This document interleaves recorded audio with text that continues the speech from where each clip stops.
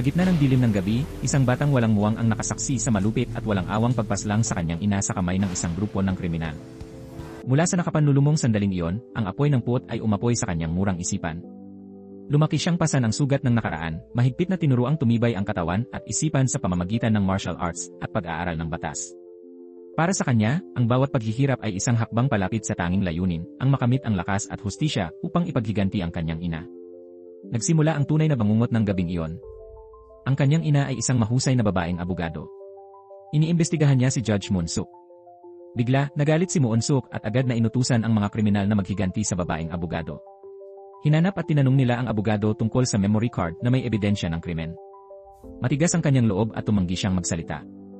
Nakita ni Ojo, ang pinuno ng grupo, ang payong ng bata. Alam niyang nasa bahay ang bata, kaya binalaan niya, papatayin ko ang nanay mo kung di ka lalabas. Nag-alala si Sangpil at lumabas siya. Sa puntong ito, tiyak na si Ojo na siya ay nagwagi na. Napilitang sumuko ang ina ni Sangpil, kaya ibinigay niya ang memory card. Gayunman, walang balak sumuko ang mga gangster. Tinawagan ni Ojo si Moon-suk kung dapat patayin ang abogada at anak. Noon, mabilis na nilunok ni Sangpil ang memory card bilang ebidensya. Hinarang din ng ina ni Sangpil ang mga tulisan para makatakas siya. Kaya't siya'y sinaksak ni Ojo nang nakamamatay sa tiyan. Tumakbo si Sangpil palabas, nakasalubong ang pulis na si Hyungman. Humingi ng tulong si Sangpil, di alam nakakampi ito ni Ojo. Agad isinakay ni Hyungman si Sangpil sa kotse para patayin. Mabutit nakaramdam si Sangpil, kaya kinagat ang kamay ni Hyungman. Nawalan ng kontrol si Hyungman, bumaliktad ang kotse sa daan. Nakatakas si Sangpil at agad hinanap si Daewong. Si Daewong ang pinuno ng mga gangster. Pinamunuan ni Daewong ang pinakamalaking gang sa bayan. Humingi ng tulong si Sangpil kay Daewong para sa paghihiganti. Mula noon, pinalaki ni Daewong si Sangpil bilang anak. Tinuruan ni Daewong si Sangpil ng martial arts. Pagkaraan ng 15 taon, si Sangpil ay naging kilalang gangster. Winasak ni na Sangpil at Daewong ang maraming gang. Doon nagsimula ang paghihiganti ni Sangpil para sa kanyang ina. Isang araw, nagpaalam si Sangpil at bumalik sa dating bahay. Nag-alala si Daewong kaya nagpadala siya ng tulong kay Sangpil. Pumasok si Sangpil sa bahay. Ngayon ito ay pugad na ng mga loan shark. Gusto ni Sangpil gawing law office ang lugar, dating opisina ng ina. Nasa mesa pa ang pangalan ni Sangpil, inukit ng kanyang ina. Nakita ito ng boss at inutusan ang mga tauhan na atakihin si Sangpil. Sa isang minuto, buong gang ay natumba ng walang palad. Natalo ang pinuno ng gang kaya agad siyang lumuhod at hiniling sumunod kay Sangpil. Tinanggap niya si Sangpil bilang guro at nangakong tapat na susunod sa lahat ng utos. Kinabukasan, pumunta si Sangpil sa korte para obserbahan ang kaaway, si Judge Moon-suk. Nagkunwari siyang matapat kaya lubos siyang iginagalang ng mga tao. Kabilang dito, sina Jee at ang kanyang ama ay humanga sa judge na ito. Si Jee ay isa ring batang babaeng abogado. Nakita ito ni Sangpil at nagpa siyang kunin si Jee para magtrabaho sa kanya. Una, pinasirain ni Sangpil ang bahay ni Jee dahil may utang ang ama niya. Tumaas ang interes ng 80 beses kumpara sa orihinal na utang. Napilitan si Jee na hanapin ang boss niya para makipagtalo. Ang taong nasa likod ng lahat ng ito ay si Sangpil. Banta ni Jee na idemanda si Sangpil pero abogado rin siya kaya mahirap labanan. Banta niyang idemanda si Jee dahil hindi nabayaran ang utang sa oras. Kinutya rin ni Sangpil si Jee bilang abogado ngunit siya ay natanggal. Nang makita ito, hindi na napigilan ni Jee at sinuntok si Sangpil. Agad siyang inaresto ng pulisya sa loob ng 24 oras. Kinabukasan, hiningi ni Sangpil kay Jee na magtrabaho para sa kanya. Nagtatrabaho si Jee kay Sangpil para bayaran ang utang ng ama. Dahil sa tumataas na interes, napilitan si Jee na pumayag. Kinabukasan, nagtrabaho si Jee sa opisina ni Sangpil para sa utang. Ang unang kliyente nila ay isang bilanggo na naghihintay ng kaso. Pumunta sila sa kulungan para makipagkita sa biktima. Di inaasahan, ang biktima ay si Pulis Hyungman na kinagat ni Sangpil. Hanggang ngayon, kitang-kita pa ang kagat ni Sangpil sa kamay ni Hyungman. Lumabas na na-frame pala si Hyungman ni Moon-suk sa pagpatay ng alkalde. Binantaan din ni Moon-suk ang pamilya ni Hyungman, pinilit umamin sa sala. Hindi inaasahan, nais ni Sangpil ipagtanggol ang sarili para tulungan si Hyungman buksan muli ang lumang kaso. Mariing tinanggihan ni Hyungman ang alok ni Sangpil. Bigla, nagbanta si Sangpil na alisin si Hyungman sa bilangguan. Siyempre, hindi naniwala si Hyungman sa walang basehang salita ni Sangpil. Napatay ang matandang alkalde, kaya gusto ni Moon-suk gawing alkalde si Ojo. Si Ojo ang pumatay sa ina ni Sangpil noon. Masayang lumuhod si Ojo at nangakong tapat kay Moon-suk. Sa bilangguan, agad nakaranas ng panganib si Hyungman. Habang naliligo, may bilanggo na lumapit para patayin siya, pero sinaksak niya ito ng sipilyo, kaya tumakbo ang bilanggo sa takot. Swerte si Hyungman at nanatiling buhay. Maya-maya, muling pinuntahan ni Sangpil si Hyungman. Ngayon, nawalan ng pasensya si Hyungman at hinawakan si Sangpil sa kwelyo. Tinanong ni Hyungman si Sangpil, ano ba nang gusto mo sakin? Di na nagtago si Sangpil, ako yung batang muntik mong patayin. Nanginig agad si Hyungman nang nalaman niya ang tunay na pagkatao ni Sangpil. Pero ayaw mamatay sa kulungan si Hyungman, kaya nakipagtulungan na lang siya kay Sangpil para ipagtanggol siya. Di inaasahan, naiulat sa boss ng gangster na si Ojo ang mga ginawa ni Hyungman ng kanyang mga junior. Agad na inutusan ni Ojo na kidnapin si Jay. Malapit na ang paglilitis, pero di nakita ni Sangpil si Jay saan man. Nag-aalalang tumawag si Sangpil kay Jay, pero boses ni Ojo ang sumagot sa kabilang linya. Nagbigay kondisyon si Ojo, umalis si Sangpil sa paglilitis kung gusto niyang iligtas si Jay. Tuwing 10 minutong delay, puputulin ni Ojo ang isang daliri ni Jay. Wala nang choice si Sangpil, kaya tinanggap niya ang hiling ni Ojo. Sinabihan ni Sangpil ang mga junior na manatili sa korte at magulo para madelay ang trial ng ilang oras. Tapos, mabilis na nagmaneho si Sangpil papunta sa meeting place para iligtas si Jay. Samantala, inihayag ni Judge Moonsuk ang simula ng paglilitis. Agad sumugod ang tauhan ni Sangpil, nagdulot ng gulo sa korte at naantala ang litis. Sa oras na yon, dumating na si Sangpil. Si Jay ay nakakulong sa lumang bodega. Nag-iisang sumugod si Sangpil sa pakikipaglaban sa gang. Salamat sa pagsasanay ni Daewong, malakas at maliksi ang katawan ni Sangpil. Nagulat at nalito si Jay. Nag-alinlangan si Jay kung tunay na abogado si Sangpil. Mabilis na kinalag ni Sangpil si Jay, ngunit biglang tinamaan ng bote sa ulo. Kahit natulala, matatag pa ring iniligtas ni Sangpil si Jay. Samantala, patuloy na naantala ang paglilitis dahil sa kabuluhan. Bumalik sina Sangpil at Jay sa korte na may mga sugat. Nakitang sugatan si Sangpil, agad tinulungan ni Jay pigilan ang dugo. Naantig si Sangpil dahil matagal ng lihim na umiibig kay Jay. Ang pagtatrabaho ni Jay sa opisina ni Sangpil ay plano niya noon pa. Sa totoo lang, ang ina ni Jay ang pumigil sa pulis para tulungan si Sangpil makatakas. Sa korte, gumamit ng fire extinguisher ang mga junior ni Sangpil para guluhin ang paglilitis. Nang magkagulo sa korte, bumalik si Sangpil. Hindi nagmadali si Sangpil na ipagtanggol ang sarili, kundi sinalakay ang katulong ni Judge Moonsuk. Inilabas ni Sangpil ang video ng katulong ni Judge Moonsuk na lihim na kumukunan ng babae sa kalye. Dahil dito, inalis sa korte ang katulong ni Judge Moonsuk. Napilitang alisin ni Moonsuk ang mga kasamahan para mapanatili ang kanyang reputasyon. Pero, hindi ordinaryo ang tagausig sa ilalim ni Moonsuk.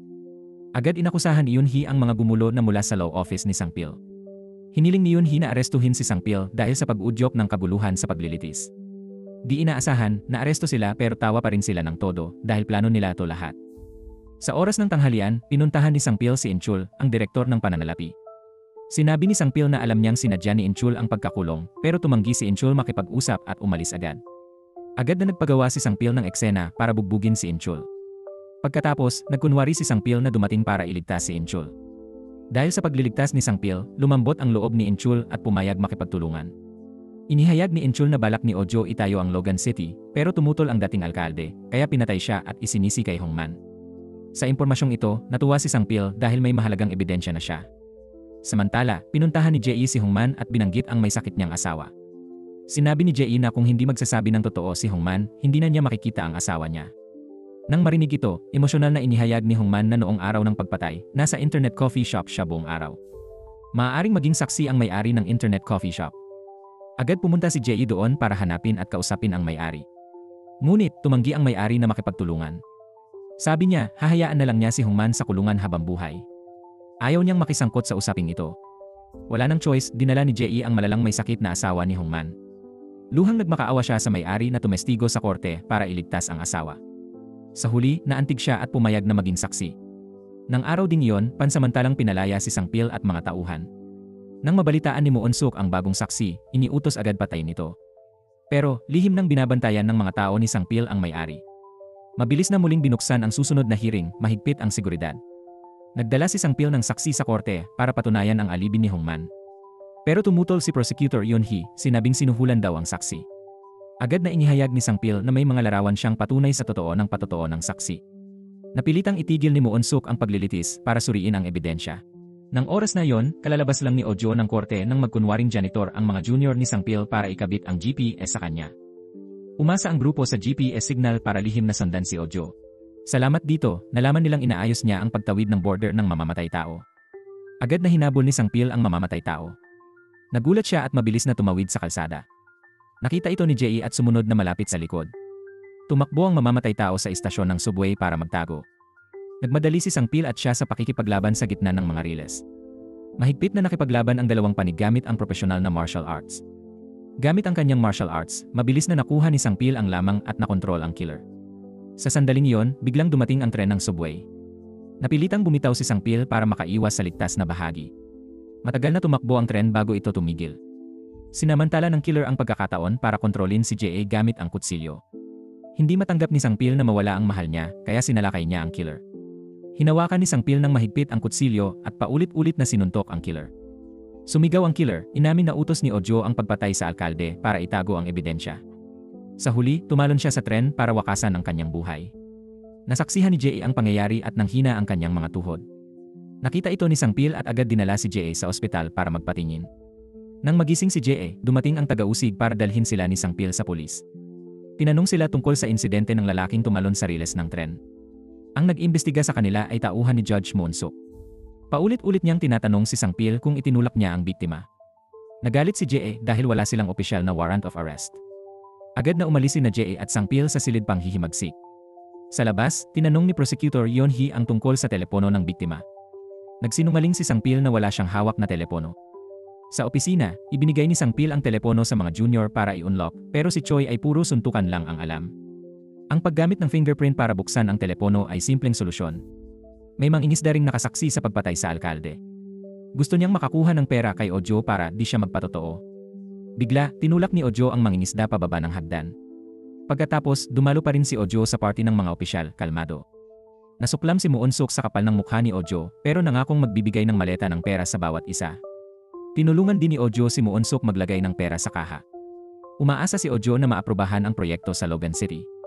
Mas malaki ang kikitain niya sa proyektong ito kumpara sa ngayon. Lumuhod si Ojo, nagmakaawa kay Moonsuk na suportahan siya bilang mayor.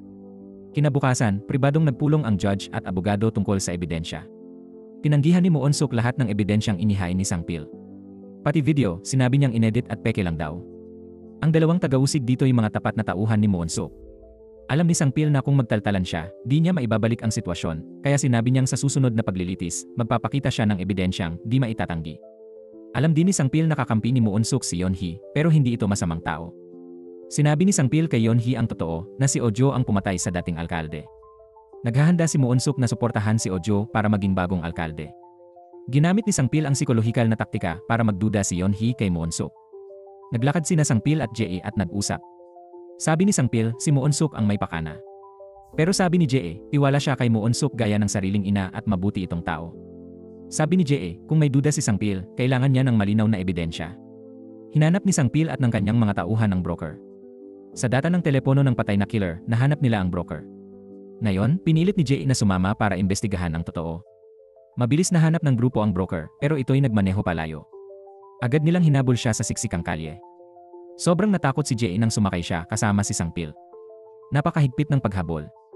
Ilang beses muntik nang magkaaksidente.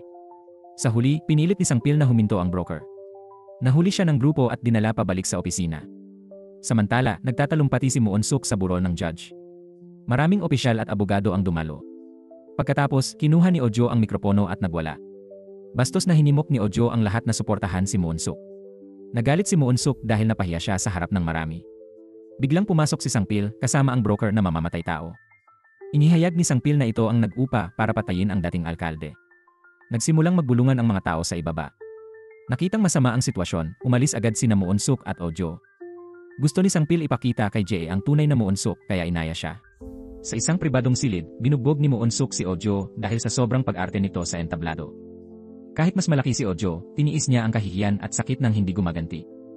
Sa tindi ng galit, ibinunyag ni Ojo na si Sang Pil ay anak ng babaeng abogadong pinapatay noon ni Moonsuk. Pagkaalis ni Ojo, biglang lumitaw si Sang Pil. Sinabi ni Sang Pil na si Moonsuk ang pumatay sa kanyang ina. Sa sandaling iyon, lumabas ang tunay na kasamaan ni Moonsuk. Narinig ni JA na malapit lang ang lahat ng sinabi ni Moonsuk. Hindi inasahan ni JA na ganoon kalupit ang babaeng itinuring niyang ina. Masyadong masakit ang katotohanan para tanggapin ni JA. Naalala ni JA ang taong naghanap siya ng ina sa lahat ng dako, may hawak na papel. Marahang niyakap ni Moonsuk si JA. Nangako si Moonsuk na tutulungan si JA na hanapin ang tunay niyang ina. Mula noon, iginalang ni JA si Moonsuk bilang tunay niyang ina. Kinabukasan, pinuntahan ni JA si Moonsuk, umaasang may paliwanag ito. Nagdahilan si Moonsuk na kinamumuhian siya dahil sa kanyang pagiging patas. Mula noon, nais siyang saktan ng kanyang mga kaaway. Si Sang Pil ay isa sa kanila. Napakahusay ng pagpapaliwanag ni Moon Suk kaya nagtaka si Jae. Mula noon, kahit nag-imbestiga pa siya kay Sang-pil, dalawa ang nasa isip niya. Duda si Jae kung personal na paghihiganti o hustisya ang hangad ni Sang-pil. Mabilis na muling inayos ang paglilitis sa pagpatay sa dating alkalde. May sorpresang nangyari nang umupo ang killer broker sa witness stand. Dapat siya ang nililitis, hindi saksi. Patuloy siyang tinatanong ni Sang-pil, nag-aakusa, nalilito ang broker. Patuloy na tumutol ang taga-usig kay Sang-pil. Hindi pinayagan ni Moon Suk si Sang-pil, kaya dinala niya ang ina ng broker. Matigas ang broker, pero takot siyang bigyin ang kanyang ina. Pipi ang ina at umiiyak lang, kaya nagsimulang makaramdam ng guilt. Tinamaan ni Sang-pil ang kahinaan ng broker, hindi na niya nakayanan. Inamin niyang si Ojo, kandidato rin sa pagkaalkalde, ang kumuha ng killer. Napabuntong hininga si Officer Hongman, may tsansa ng linisin ang pangalan. Galit na galit si Judge Moon Suk, humingi ng pagpapaliban sa paglilitis. Pagbanggit kay Ojo, bumagsak ang kanyang boto. Inutusan ni Ojo ang kanyang tauhan na baguhin ang sitwasyon agad. Pumunta sina Ojo at kanyang tauhan kay Hongman para magtakda ng kondisyon. Ipinakita ni Ojo ang edited na video para iparatang kay Hongman ang pagpatay sa alkalde. Kung hindi makikipagtulungan si Hongman, hahatulan siya ng habambuhay na pagkakakulong. Kung susunod si Hongman, nangakong tutulungan siya ni Ojo na makalaya sa loob ng 3 taon. Pagkaalis ni Ojo, tumawag ang asawa ni Hongman may nakakagulat na balita. Sinabi niyang binayaran ni Ojo ang mga bayarin sa ospital ng kanilang pamilya. Dahil dito, lalo pang nag-alinlangan si Hongman. Dahil sa banta at utang na loob, pansamantalang sumunod si Hongman kay Ojo. Kalaunan, binisita ni Sang-pil si Hongman, ngunit tumanggi siyang makipagkita. Nang gabing iyon, tinanong ni Jae si Sang-pil. Tinanong ni Jae kung bakit nawala ang kanyang ina ng araw na namatay ang ina ni Sang-pil. Pagkatapos, ipinakita ni Jae ang daan-daang ebidensya. Inihayag niya ang kanyang mga pagdududa. Hindi na makapagtago si Sang-pil, kaya inamin niya ang katotohanan kay Jae. Ang ina ni Sang-pil ay pinaslang ni Ojo. Nalungkot si Jae nang malaman na si Moon Suk ang nagpawala sa kanyang ina. Pagkatapos, nagpunta sina Jae at Sang-pil sa dalampasigan para uminom hanggang gabi. Nang kumalma na, dinala ni Sang-pil si Jae pabalik sa opisina, pero wala silang ginawang masama. Kinabukasan, tinanong ni Jae kung bakit kilala ni Sang-pil ang kanyang ina. Sinabi ni Sang-pil na minsan ay pinigilan ng ina ni Jae si Officer Hongman para makatakas siya. Ang ina ni Jae ang tagapagligtas ng buhay ni Sang-pil.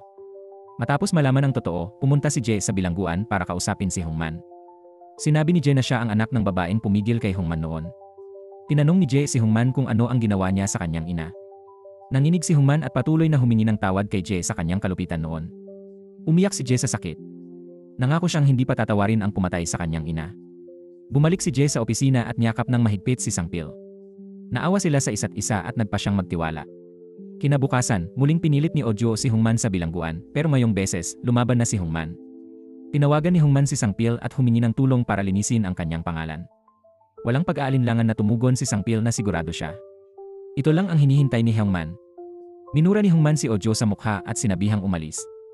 Pagkaalis ni Ojo, dumating agad sina Sang-pil at Jae. Sabi ni Hongman, napakahusay ng pagkakagawa ni Ojo sa video ng krimen. Nakakita rin ang grupo ni Sang-pil ng truck malapit sa pinangyarihan.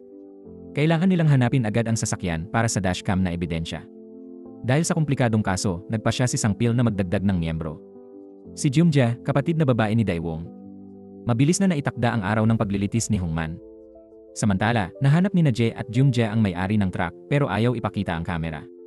Naalala ni Jumja na may utang siya sa gangster, kaya binantaan niyang sasabihin sa asawa. Sa panggigipit, pumayag siya pero maraming truck sa workshop. Kailangan nilang suriin bawat isa para mahanap ang tamang video. Sa korte, sinadya ni Sang-pil na pahabain ang paglilitis. Paikot-ikot na sumagot si Sang-pil kay Hongman para makapaghintay ng ebidensya. Ngunit matalino si Moon Suk, kaya agad niyang nahalata ang pakana ni Sang-pil. Hiniling ni Moon Suk na magpunto si Sang-pil, kaya hiningi nito sa korte na tawagin si Ojo bilang saksi.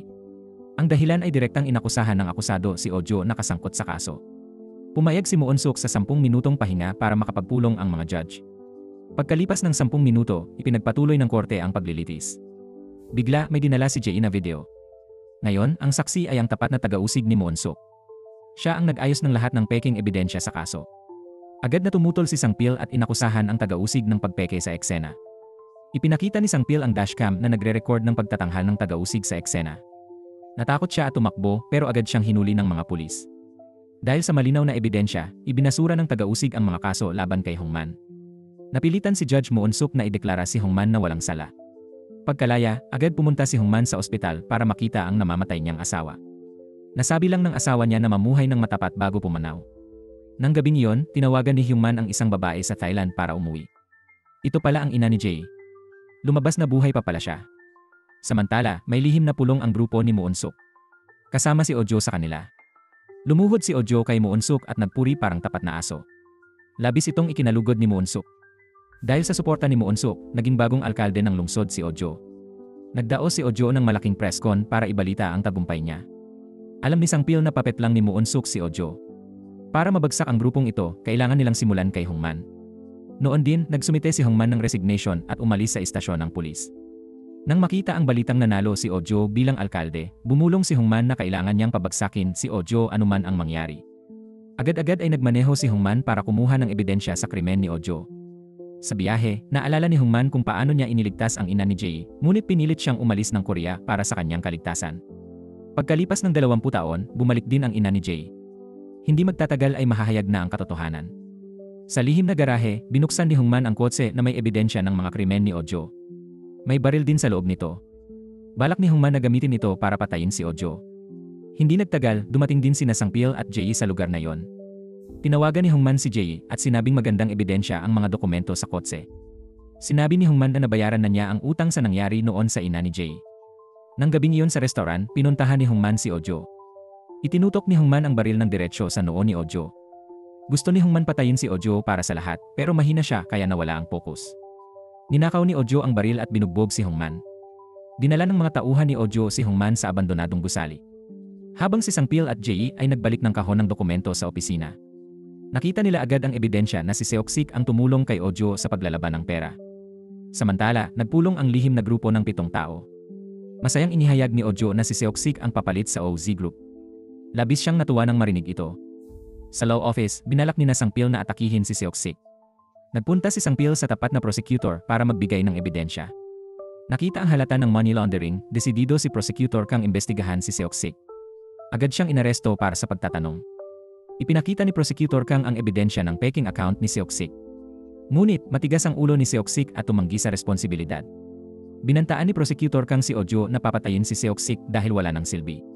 Sa inabandonang bahay, pinahirapan si Hyungman pero hindi siya nagsalita. Personal na inusisa ni Ojo si Hyungman kung sino ang kumuha ng dokumento. Hinala ni Ojo, si Hyungman ang nagbigay ng ebidensya kay Sangpil. Di inaasahan, tumawa si Hyungman at inamin ang katotohanan. Galit na utos ni Ojo na patayin si Hyungman at umalis agad. Mabutit dumating sa tamang oras sina Sangpil at Head Choi. Nagmadali silang pumasok at tinalo ang mga gwardiya sa labas. Pagkatapos ay pumasok sila sa loob. Matindi ang laban ni Sangpil sa natitirang mga bugbog. Nilabanan ni Sangpil ang mga bugbog para mailigtas ni Head Choi si Hyungman. Pero nang umalis sila, tinamaan ng malakas sa ulo si Hyungman. Tinalo ni Sangpil ang mga bugbog at tinulungan si Hyungman pero malubha na. Alam niyang malapit na siyang mamatay. Humihingi ng tawad si Hyungman at nagpasalamat kay Sangpil. Pagkatapos noon, ipinikit ni Hyungman ang mga mata at pumanaw. Sa libing ni Hyungman, katatapos lang pumatay ni Ojo ng tao pero may lakas pa ng loob pumunta. Sobrang galit sina Sangpil at JA sa katapangan ni Ojo. Pinagtawanan pa ni Ojo ang pagkamatay ng nanay ni Sangpil. Lalong nagalit si Sangpil dahil dito. Kahit na nanatiling kalmado si Sangpil at nagbanta kay Ojo, siguradong pagbabayaran mo ang mga kasalanan mo. Sa oras na yon, dumating din sa libing ang nanay ni Jae na si Hyunju pero agad umalis sa takot na baka makilala siya ng anak niya. Higit sa lahat, natatakot siya na baka matuklasan siya ni Ojo at atakihin. Agad nakilala ni Daewong si Hyunju.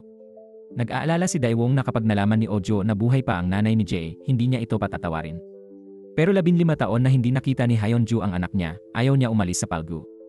Kapag naroon siya, nakikita niya ang anak niya mula sa malayo araw-araw. Saka lumapit si Daewong kay Sangpil para makahanap ng paraan na maprotektahan ang nanay ni Jae, napilitan si Sangpil na itago ang katotohanang buhay pa siya. Di inaasahan, lihim na sinundan ng mga tauhan ni Ojo si Daewong. Nang aalis na si Daewong, pinigilan siya ng mga ito. Pagkatapos, dinala nila si Daewong para makipagkita kay Ojo.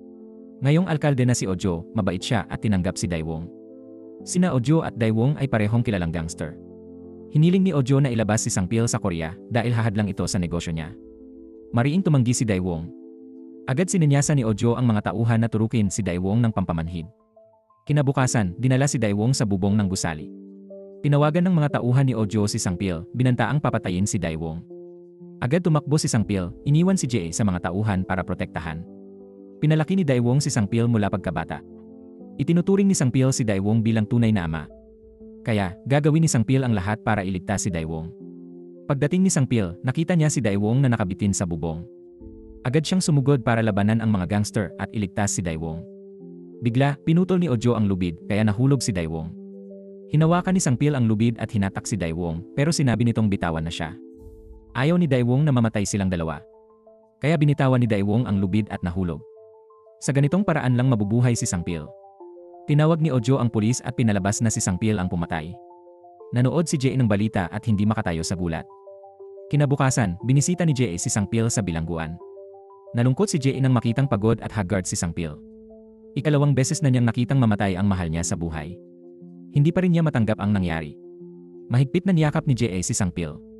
Nang gabing iyon, pinuntahan ni Ojo si Judge Moonsuk. Sa pagkakataong ito, iba na si Ojo. Kumilos si Ojo na parabang kapantay ni Moonsuk. Galit na naghagis ng alak si Moonsuk kay Ojo, ngunit nanatili siyang kalmado. Ininom ni Ojo ang buong bote ng alak sa isang lagok. Pagkatapos, tuluyan na niyang tinalikuran ang dating amo. Alam na ng magkabilang panig ang sikreto ng isa't isa, kaya walang umaksyon. Kinabukasan, nagmakaawa si Jae kay Moonsuk na palayain si Sangpil para sa libing ni Daewon. Sa araw ng libing, dumating ang isang malapit na kapatid ni Daewon. Inakala niyang si Sangpil ang pumatay kay Daewon, kaya binalak niyang saktan ito. Mabuti na lang at naagapan ito ng mga pulis. Lumuhod si Sangpil sa harap ng altar ni Daewon at umiyak. Sinisi ni Sangpil ang kanyang sarili. Sabi niya, kung hindi dahil sa kanya, hindi sana namatay si Daewon. Kinaumagahan, opisyal nang nagsimula ang paglilitis kay Sangpil. Nagbigay ang tagausig ng mga ebidensyang nagpapatunay na si Sangpil ang pumatay. Lahat ng sandata sa eksena ay may bakas ng daliri ni Sangpil. Nagdala pa si Ojo ng peking saksi sa korte. Nagpatotoo ang taong ito na nakita raw niyang itinulak ni Sangpil si Daewon. Tinanong ni Jae kung anong kulay ang billboard malapit sa eksena. Naguluhan ang saksi at di nakasagot kaya agad tinanggihan ni Jae ang patotoo. Hinala ni Jae na nagperjury ang saksi, kaya hiniling niyang repasuhin ang buong patotoo. Ipinagpaliban ang paglilitis para mag-deliberate ang hurado. Nang magpatuloy, nagbigay si Prosecutor Kang ng ebidensyang laban kay Sangpil. Kontrata ng siguro ng tiyuhin ni Daewon na si Sangpil ang benepisyaryo. Hinala nila na pinatay ni Sangpil si Daewon para sa insurance money. Natapos ang unang paglilitis na lubhang hindi pabor kay Sangpil. Samantala, nagbalak kayo ang ina ni Jae bilang estranghero para makita siya. Binigyan niya si Jae ng sobre na may lamang ebidensya. Binuksan ito ni Jae at nagulat nang makita si Moonsuk at Ojo sa larawan ng pagpatay sa ina ni Sangpil noon. Sa bilangguan, hindi pa rin naintindihan ng mga junior ni Daewon si Sangpil. Binugbog niya si Sangpil para ilabas ang galit sa pagkamatay ni Daewon. Hindi lumaban si Sangpil dahil iginalang niya ang relasyon nila ni Daewon. Ngunit dahil doon, nasaksak si Sangpil sa tiyan ng junior. Nalaman ito ng gwardiya, kaya agad dinala si Sangpil sa ospital. Tiniis ni Sangpil ang sakit at sinabihan ang junior ni Daewon na tumakas. Sa ospital, nagpanik si Jae nang makita si Sangpil na nakahiga sa sahig. Mabuti na lang, naging matagumpay ang operasyon, kaya ligtas na si Sangpil. Ginamit ni Jae ang kanyang pagkaabogado para bisitahin si Sangpil. Pagkatapos ay binigyan ni Jae ng litrato si Sangpil. Nang makita ito ni Sangpil, labis siyang nagulat. Sa larawan ay sina Moonsuk at Ojo sa lugar ng pagpatay sa kanyang ina. Bigla namang dumating si Ojo sa ospital para makipagkita kay Sangpil. Nagkataon, nagpadala rin si Moonsuk ng daan-daang asasino para patayin si Sangpil.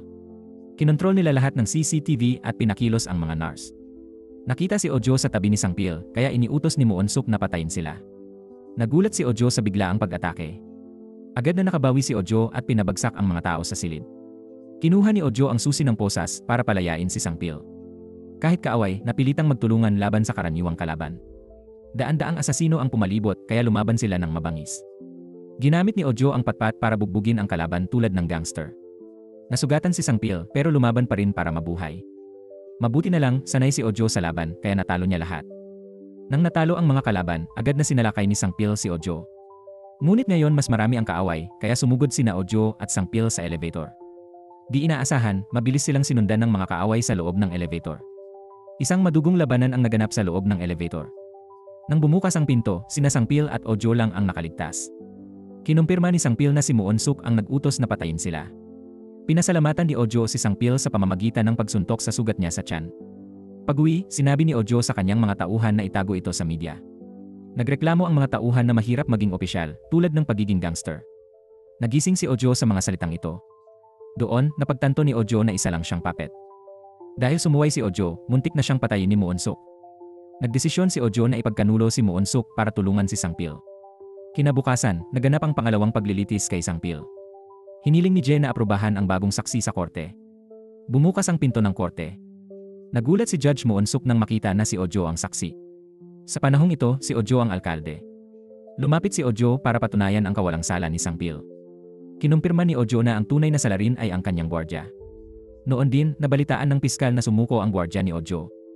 Sa harap ng media, yumuko si Ojo at humingi ng tawad kay Sangpil.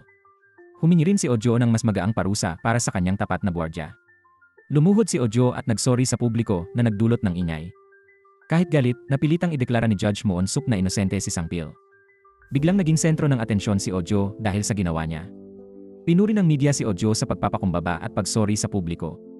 Habang nanonood ng balita, halos magkasakit si Moonsuk sa sobrang galit. Kinabukasan, naglaro ng golf si Moonsuk kasama si Repro, isang kongresistang tumatakbo bilang pangulo. Bago iyon, pinagbalak kayo ni Sangpil si Director Choi bilang empleyado ng golf course para mag-install ng pandinig. Gusto pala ni Moonsuk na suportahan siya ni Repro para maging punong mahistrado ng Korte Suprema. Narinig ni Sangpil ang kanilang mapanlinlang na usapan. Agad na nagplano si Sangpil ng mapagpasyang hakbang para talunin si Moonsuk. Nakipagkita sina Sangpil at Je sa isang sikat na babaeng mamamahayag. Binigyan nila ito ng mga litrato ni Moonsuk sa pinangyarihan ng pagpatay sa ina ni Sangpil. Kinabukasan, inulat sa TV na si Moonsuk ay sangkot sa pagpatay. Di inasahan ni Moonsuk na lalabas lahat dahil sa mga litratong kuha ng ina ni Sangpil noon. Kaya pala pinatay ni Moonsuk ang ina ni Sangpil para pagtakpan ang mga ebidensya. Sa harap ng mga reporter, hindi itinanggi o inamin ni Moonsuk ang paratang. Nang gabing iyon, pumunta si Sangpil sa ina ni Je para magpasalamat sa mga larawang ibinigay.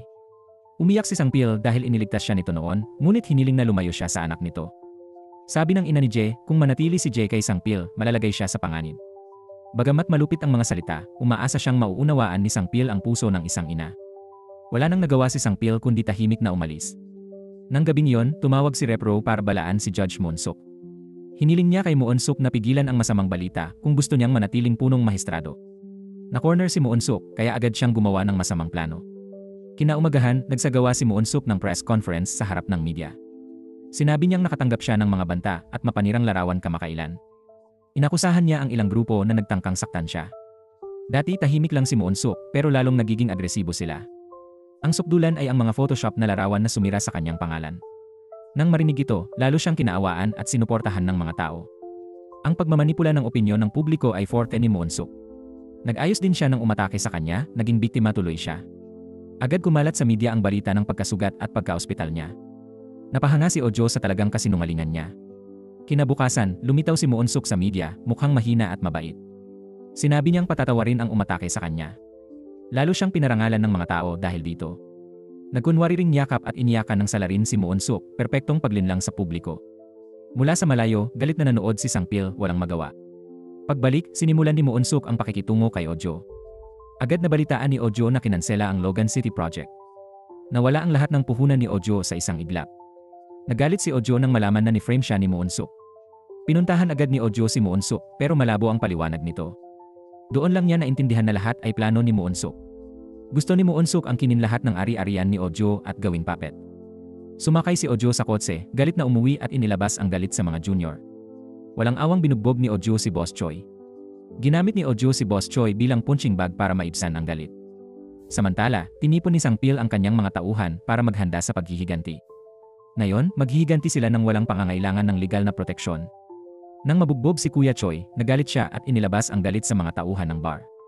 Biglang dumating si Sangpil at ang kanyang mga tauhan at dinala siya sa kotse.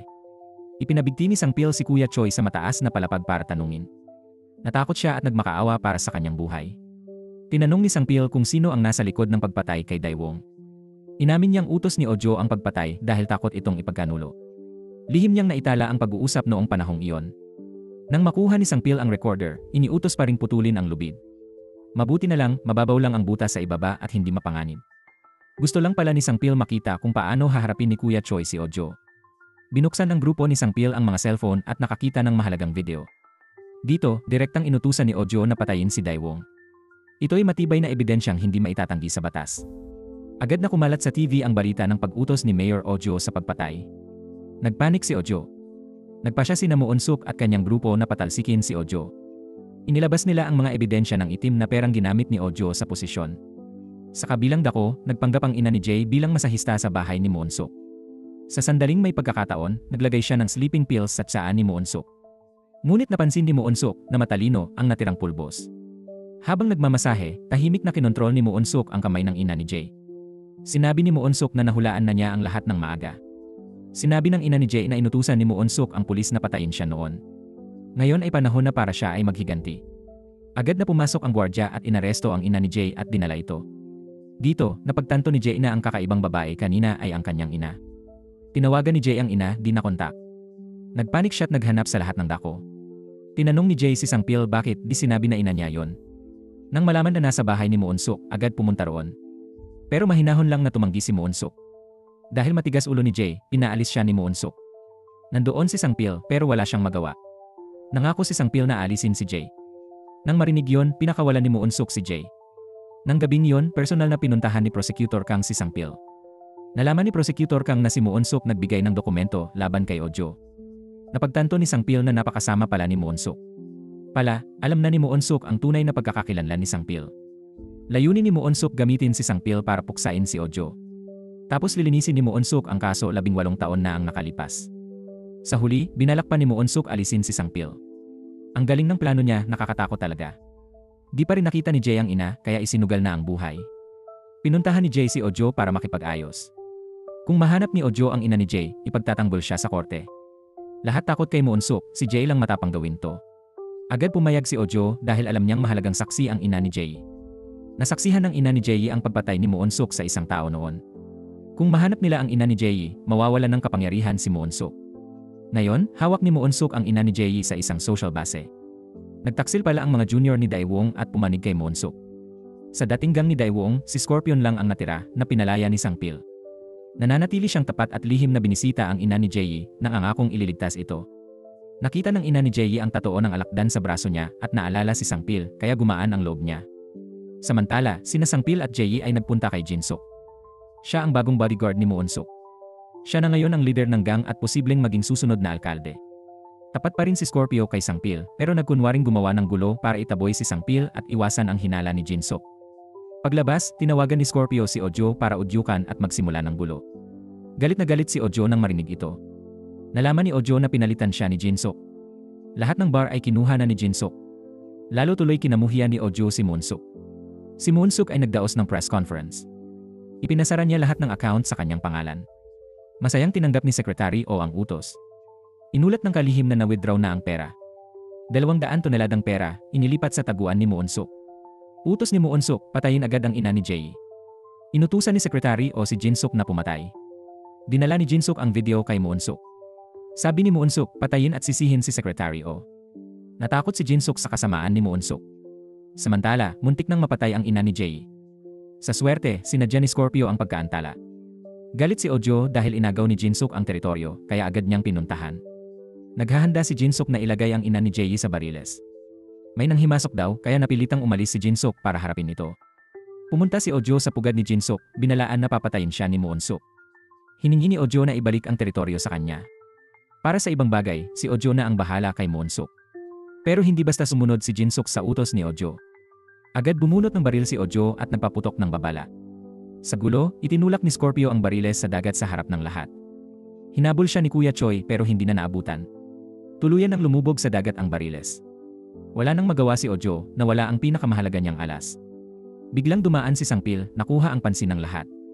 Lumabas na ang ina ni Jae ay pinalitan at nasa kotse kasama si Sangpil buong oras.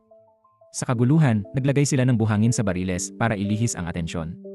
Si Sangpil ang nagligtas sa ina ni Jae mula sa mamamatay tao. Pagkatapos nito, muling nagkita ang ina ni Jae at anak matapos 18 taong paghihiwalay.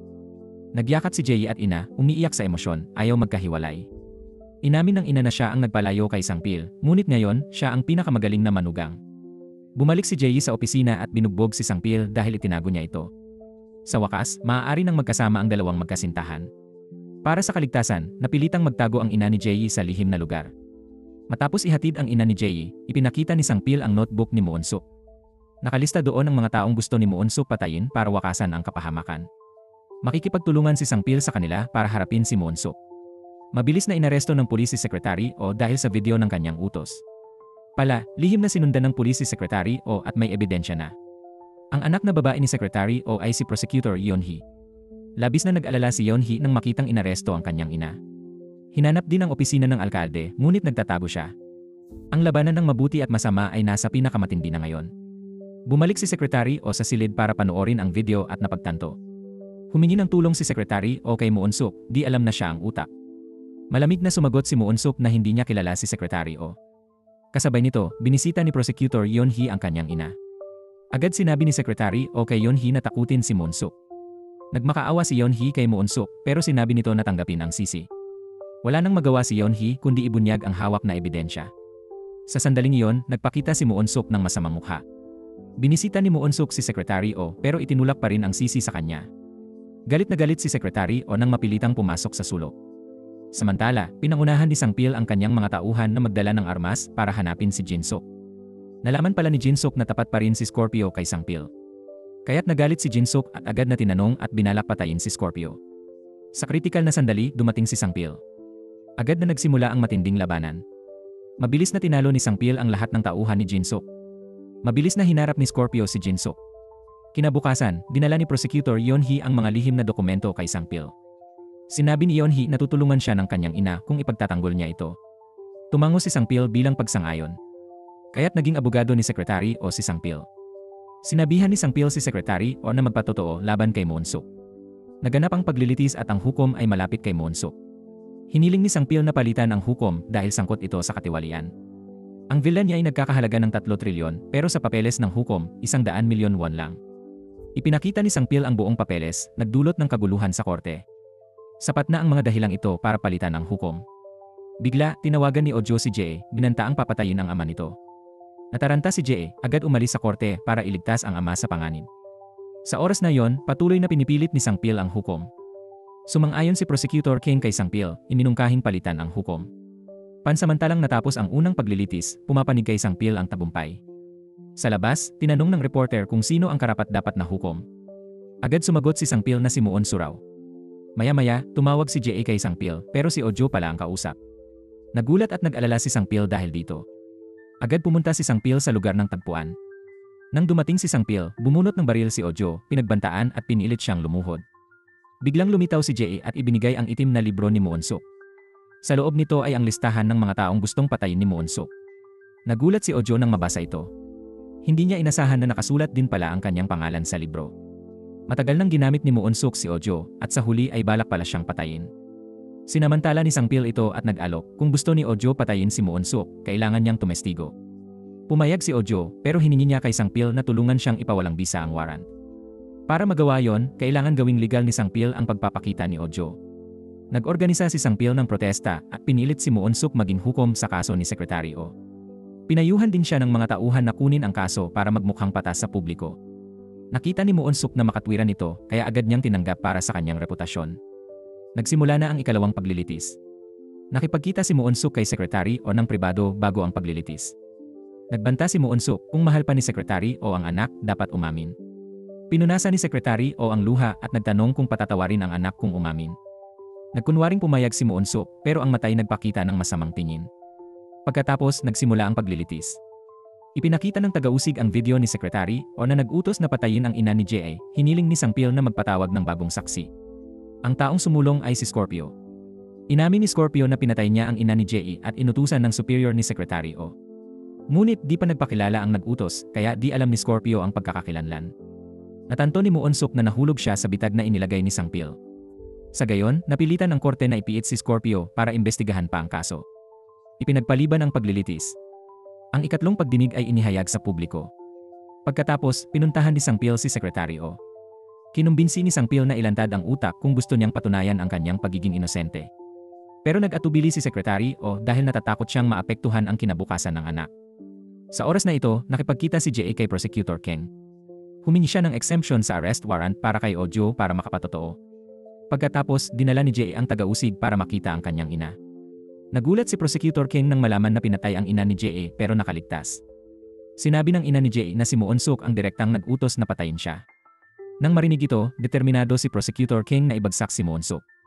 Tinawagan ni Sang-pil si Ojo para sabihin na inalis na ang arrest warrant. Umaasa si Sang-pil na humarap si Ojo sa korte bukas para tumestigo laban kay Moonsuk. Mabilis na naganap ang ikatlong pagsubok at napakatensyon ng kapaligiran sa loob. Hiniling ni Sang-pil kay Secretary O na sabihin kung sino ang utak sa likod ng kaso. Tumingin si Secretary O sa kanyang anak at saka lumingon kay Moonsuk. Sa oras na ito, nalilito pa rin si Secretary O. Sa isang panig ay ang pangako ni Moonsuk. Sa kabilang panig ay katarungan at katwiran. Kung maniniwala si Secretary O kay Moonsuk, baka hindi niya tuparin ang salita. Kung susunod si Secretary O kay Sangpil, baka hindi sila manalo sa kaso. Dahil sa pag-isip, bigla na lang nahimatay si Secretary O sa korte. Kasabay nito, nakatanggap si Sangpil ng tawag mula kay Ojo. Biglang tumanggi si Ojo na magpatotoo na ikinagulat ni Sangpil. Naghahanda pala si Ojo at mga junior niya na tumakas sa ibang bansa. Ngunit sa daan, sinaksak siya ng mga junior at muntik nang mamatay. Ang umatake ay tauhan ni Moonsuk na matagal nang nakatanim. Isinugal ni Kuya Choi ang buhay para iligtas si Ojo sa patalim. Sa swerte, dumating si Sangpil sa tamang oras at agad kumilos para pigilan siya. Mabilis na binali ni Sangpil ang braso ng killer kaya natakot ito at tumakas. Pero si Kuya Choi ay nasaksak ng maraming beses kaya hindi na nakaligtas. Labis na nasaktan si Ojo sa pagkamatay ni Kuya Choi kaya nais niyang pabagsakin si Moonsuk. Kahit mamatay, gusto ni Ojo na magpatotoo sa korte. Nang malaman ni Moonsuk ang kabiguan, nag-alala siya at ginamit ang huling taktika, psikolohikal na atake. Pinuntahan ni Moonsuk si Secretary O at nagsinungaling na tumakas si Ojo at di pupunta sa korte. Binantaan din ni Moonsuk na kapag natalo si Secretary O, sila ng anak ay malalagay sa panganib. Kung makulong si Secretary O, magiging ligtas ang kanyang anak. Dahil sa pag-aalala sa kinabukasan ng anak, nagsimulang mag-alinlangan si Secretary O. Hindi nagtagal ay muling binuksan ang huling paglilitis.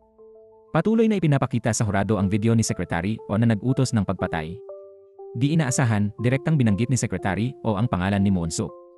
Kinumpirma ng pulisya na ito ang orihinal. Ang naunang bahagi ay na-edit ng isang tao.